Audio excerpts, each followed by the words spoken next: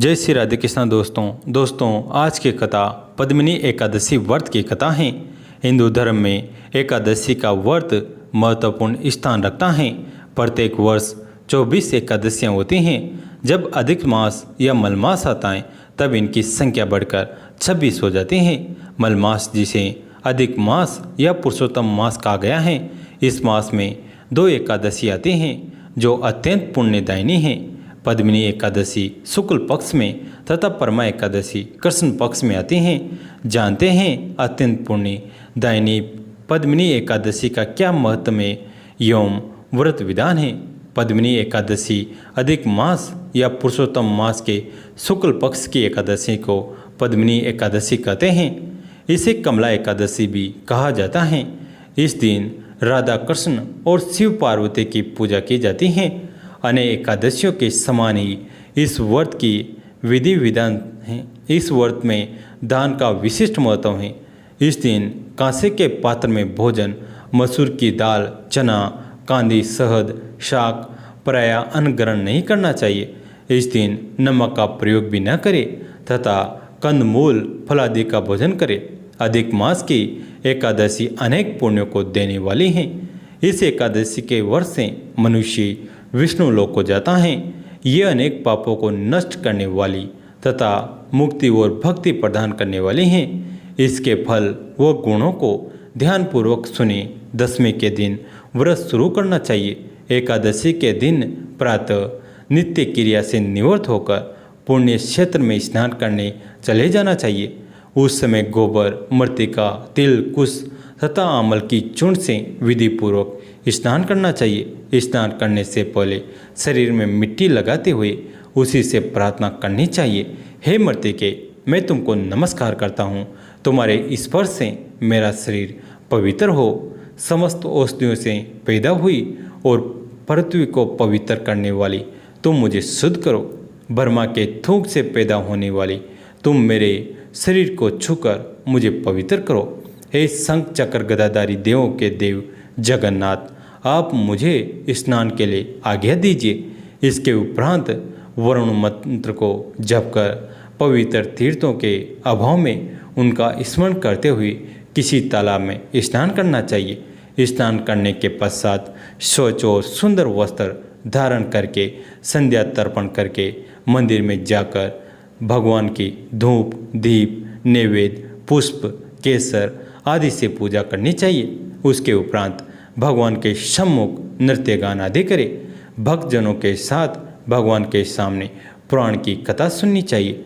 अधिक मास की शुक्ल पक्ष की पद्मिनी एकादशी का व्रत निर्जल करना चाहिए। यदि मनुष्य में निर्जल रहने की शक्ति न हो तो उसे जलपान या अल्पाहार से व्रत करना चाहिए।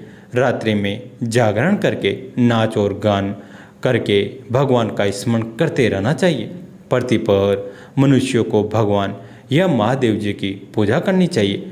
द्वादशी के दिन प्रातः भगवान की पूजा करें। फिर ब्राह्मण को भोजन करवाकर दक्षिणा सहित विदा करें। इसके पश्चात स्वयं भोजन करें। पहले पहर में भगवान को नारियल, दूसरे में बेल फल, तीसरे में सीताफल और चौथे में सुपारी, नारंगी अर्पण करना चाहिए। इससे पहले पहर में अग्नि होम का, दूसरे में वाजपेय यज्ञ का, तीसरे में अश्वमेध यज्ञ का और चौथे में राष्ट्रीय यज्ञ का फल मिलता है। इस व्रत से बढ़कर संसार में कोई यज्ञ, तप, दान या पुण्य नहीं है। एकादशी का व्रत करने वाले मनुष्य को समस्त तीर्थों और यज्ञों का फल मिल जाता है। इस व्रत से सूर्योदय तक जागरण करना चाहिए और स्नान करके ब्राह्मणों को भोजन कराना चाहिए। इस प्रकार जो मनुष्य विधि पूर्वक भगवान की पूजा तथा व्रत करते हैं और उनका जन्म सफल होता है और वे इस लोक में अनेक सुखों को भोगकर अंत में भगवान विष्णु के परम धाम को जाते हैं। पद्मिनी एकादशी भगवान को अति प्रिय है। इस व्रत का विधि पूर्वक पालन करने वाला विष्णु लोक को जाता है। इस व्रत के पालन से व्यक्ति सभी प्रकार के यज्ञों, व्रतों एवं तपस्याचर्या का फल प्राप्त कर लेता है। इस व्रत की कथा के अनुसार श्री कृष्ण कहते हैं, त्रेता युग में एक परम पराक्रमी राजा कीर्तवीर्य था। इस राजा की कई रानियां थीं, परंतु किसी भी रानी से राजा को पुत्र की प्राप्ति नहीं हुई। संतानहीन होने के कारण राजा और उनकी रानियां तमाम सुख सुविधाओं के बावजूद दुखी रहते थे। संतान प्राप्ति की कामना से तब राजा अपनी रानियों के साथ तपस्या करने चल पड़े। हजारों वर्ष तक तपस्या करते हुए राजा की सिर्फ हड्डियां ही शेष रह गई, परंतु उनकी तपस्या का सफल न रही। रानी ने तब देवी अनसुईया के उपाय पूछा। देवी ने उन्हें मलमास में शुक्ल पक्ष की एकादशी का व्रत करने के लिए कहा। अनुसुईया ने रानी को व्रत का विधान भी बताया। रानी ने तब देवी अनसुईया के बताए विधान के अनुसार पद्मिनी एकादशी का व्रत रखा। व्रत की समाप्ति पर भगवान प्रकट हुए और वरदान मांगने के लिए कहा। रानी ने भगवान से कहा, प्रभु आप मुझ पर प्रसन्न हैं तो मेरे बदले मेरे पति को वरदान दीजिए। भगवान ने तब राजा से वरदान मांगने के लिए कहा। राजा ने भगवान से प्रार्थना की कि आप मुझे ऐसा पुत्र प्रदान करें जो सर्वगुण संपन्न हो, जो तीनों लोकों में आदरणीय हो और आपके अतिरिक्त किसी से पराजित न हो।